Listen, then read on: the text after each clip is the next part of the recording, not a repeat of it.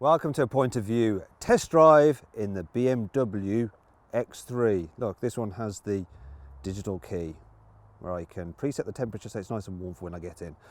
Let me just show you a couple of things on it. There's the back end of the car. Quick butchers at the boot. It's comparable in size to an Audi Q5's boot. Plenty of space, as you can see. The back seat's there. Very, very roomy car. And quick look at the front while we're at it. There you are. And now we'll take it for a drive. So this is the 2-litre diesel. It's quite a quick engine, decent economy. I mean, in the real world, you're going to get around 40 miles per gallon. So all-wheel drive, automatic gearbox is standard, and it's a great automatic gearbox in this car. Smooth, slick, responsive.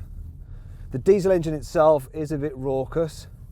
You can get a 3-litre diesel which is strong and it's also smooth, and you can get a petrol model as well which is very quick. A couple of petrol models if you want them. One a 6-cylinder and one a 4-cylinder. But look at that, effortless, up to 70 miles an hour.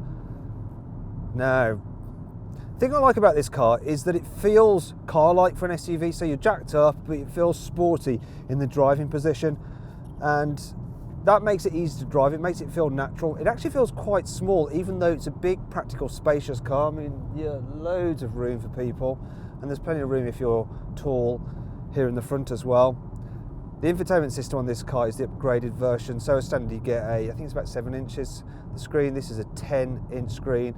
Now, you don't get that as standard on the bottom 2 specs, but you do on the M Sport, and it's lovely, so you can control it using the usual swivel wheel, which I find the easiest to use when you're actually driving along. It just seems a lot simpler than touch screens. But if you want to, look, it's also a touch screen.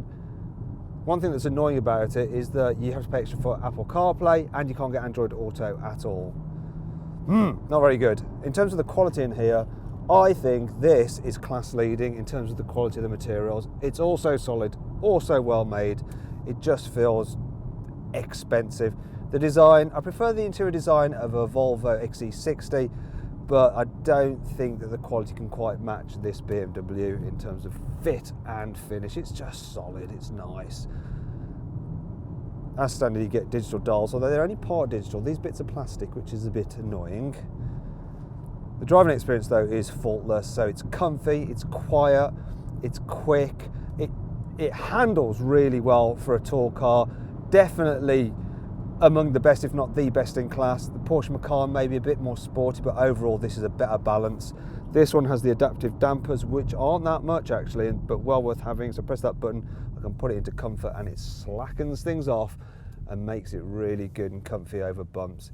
This is a great car for the motorway, it's a great car for B roads, it's a great car for in town. There is a lot to like about it. There is one thing that's not to like about it though, and I'll show you in a second.